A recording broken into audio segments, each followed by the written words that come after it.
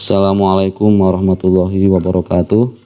Para siswa yang saya banggakan, alhamdulillah kemarin pembelajaran KD 3.1 sudah kalian pelajari, kalian sudah mengerjakan semua tugas-tugas, kemudian melaksanakan penilaian harian, kemudian remedial dan juga pengayaan. Nah, sekarang kita akan lanjutkan materi berikutnya, yaitu tentang ini KD 3.2 ya, tentang statistika. Statistika di SMP sudah pernah dipelajari, tapi baru sebatas data tunggal. Nah, sekarang nanti di materi ini yang akan kita bahas adalah tentang data berkelompok. Kita akan belajar apa? Yang pertama adalah menentukan dan menganalisis ukuran pemusatan data. Kemudian selain ukuran pemusatan data, juga penyebaran data yang disajikan dalam bentuk tabel distribusi frekuensi dan histogram. Jadi ini dalam bentuk tabel dan juga diagram ya, tapi diagramnya namanya histogram. Tentu ini di SMP belum pernah diberikan. Kemudian nanti KD 42-nya, KD keterampilan adalah menyelesaikan masalah ya, menyelesaikan masalah yang berkaitan dengan penyajian data hasil pengukuran dan pencacahan dalam tabel distribusi frekuensi dan histogram. Jadi ini kalau ini menentukan saja, menentukan dan menganalisis, kalau ini menyelesaikan permasalahan. Nah, sebelum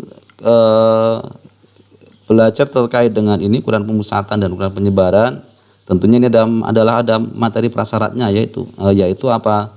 Yaitu tentang tabel distribusi frekuensi dan histogramnya. Nah, kita akan belajar terkait dengan tabel distribusi frekuensi atau penyajian data ya. Penyajian data dengan menggunakan tabel distribusi frekuensi dan histogram. Kalau ini di SMP, ini kalian sudah pernah belajar terkait dengan penyajian data dalam diagram ya. Ada diagram batang, ada diagram garis, ada juga diagram lingkaran ya, yang menunjukkan persentase itu ya. Itu saya kira tidak perlu diberikan lagi. Kalian kalau misalnya lupa, kalian bisa baca lagi materi-materi SMP itu ya. Nah, saya akan langsung terkait dengan tabel distribusi frekuensi data berkelompok. Apa itu tabel distribusi frekuensi data berkelompok dan bagaimana cara menyusunnya? Nanti akan saya jelaskan, tetapi akan saya refresh kembali ya, akan saya ulang kembali sebentar terkait dengan penyajian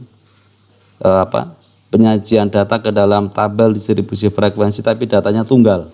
Ini misalnya ya, ada contoh nilai ulangan harian dari 20 siswa ini masih acak ini ya, masih acak, belum urutan. Ini belum tahu berapa yang terkecil dan berapa yang terbesar ya. Ketika orang lain melihat, nanti tentunya harus melihat dulu ini berapa sih yang terkecil, berapa yang terbesar, berapa nilai yang paling banyak. Ini tentunya akan repot ya.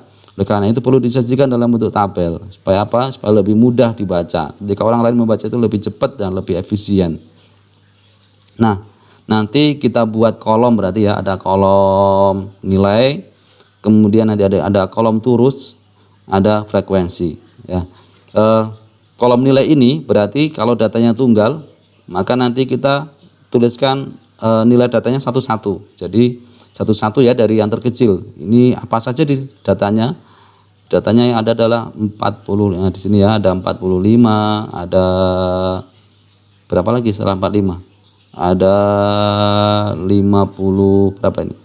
50, ada 50 ya, ada 50, ada 55, ada 56. Ini kita tuliskan semuanya. Data-data yang ada tadi kita tuliskan semuanya di sini satu-satu ini ya. Ini satu-satu.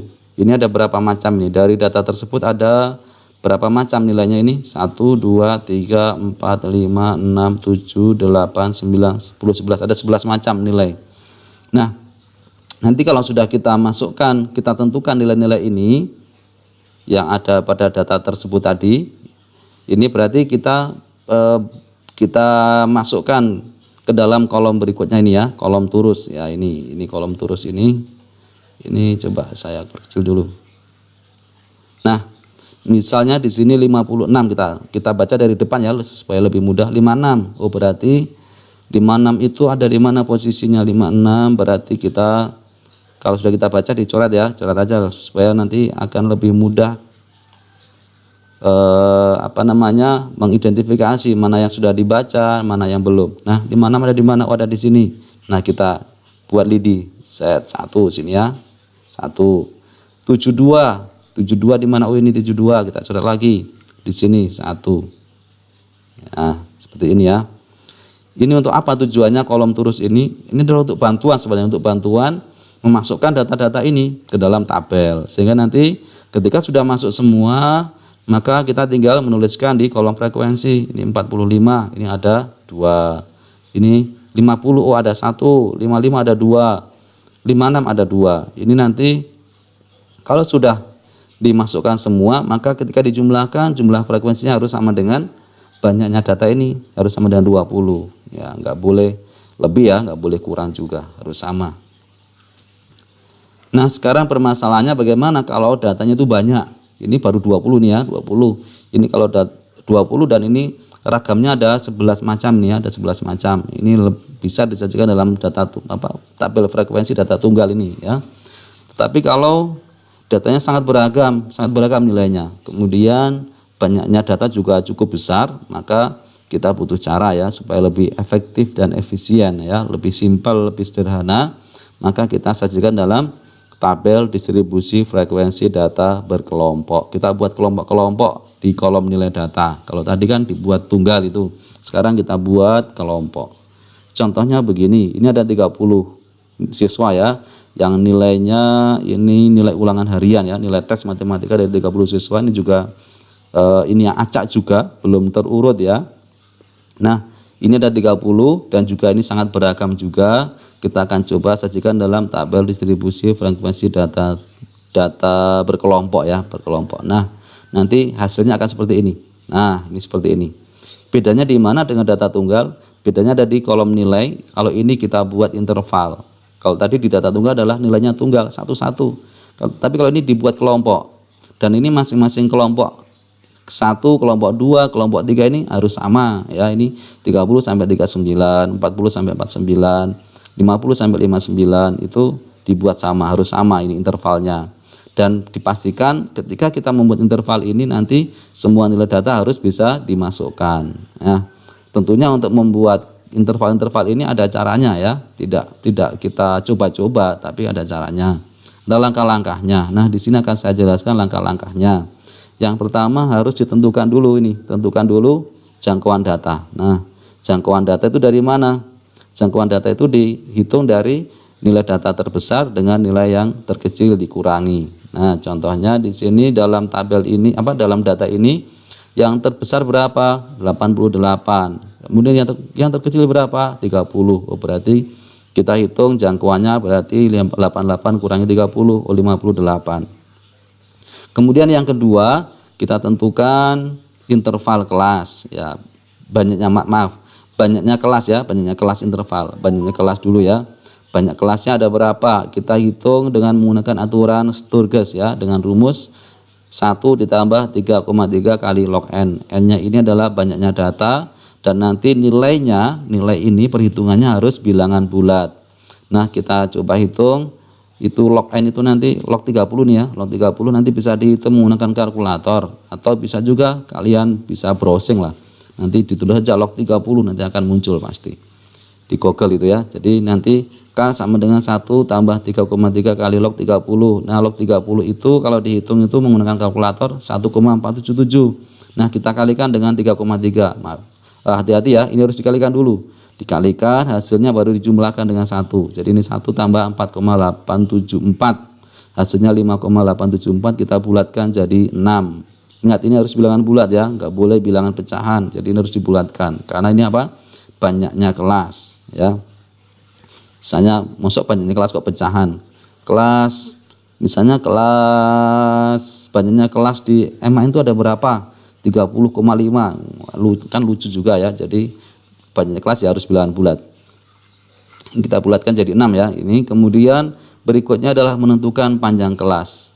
Panjang kelas interval ya, atau P ini sama dengan jangkauan data dibagi dengan banyaknya kelas. Tadi jangkauannya adalah 58 dibagi dengan banyak kelasnya ada 6 ya. Jadi 58 bagi 6 9,67. Kita bulatkan juga ya. Kita bulatkan jadi berapa ini? 10.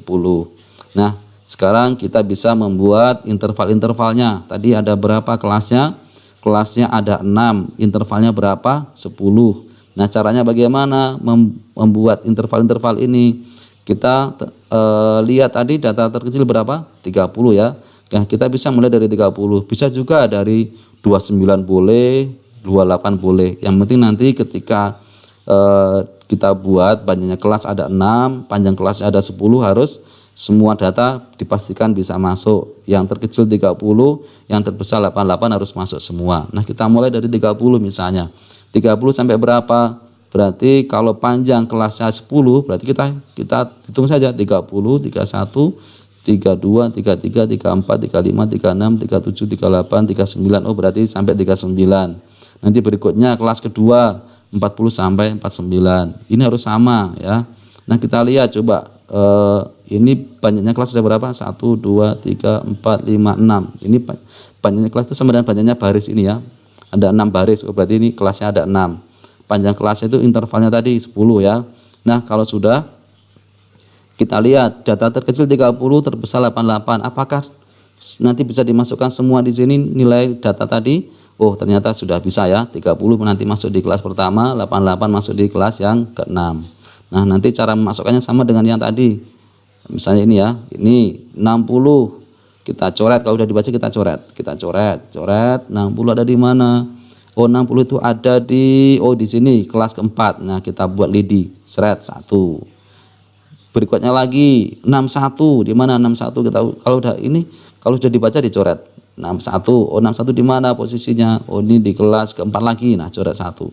Seperti itu. Nanti kita masukkan semua ke dalam kolom turus ini sebagai bantuan untuk menentukan memasukkan data ini ya, data acak tadi ke dalam tabel ini. Nanti baru kita hitung lidinya ada berapa dari masing-masing kelas ini. Ini nanti yang disebut dengan apa? Frekuensi. Ini frekuensi setiap kelas. Nanti jumlahnya harus sama dengan banyaknya data 30 gitu ya. Nah, ini menjadi materi penting juga karena nanti akan digunakan pada materi-materi berikutnya di materi statistika ini. Jadi mohon dipahami dengan sebaik-baiknya. Nanti akan saya berikan soal untuk lebih supaya kalian nanti lebih paham lagi. Kalau hanya menyimak saja tentunya belum begitu paham ya. Jadi harus mencoba sendiri sampai nanti bisa gitu ya.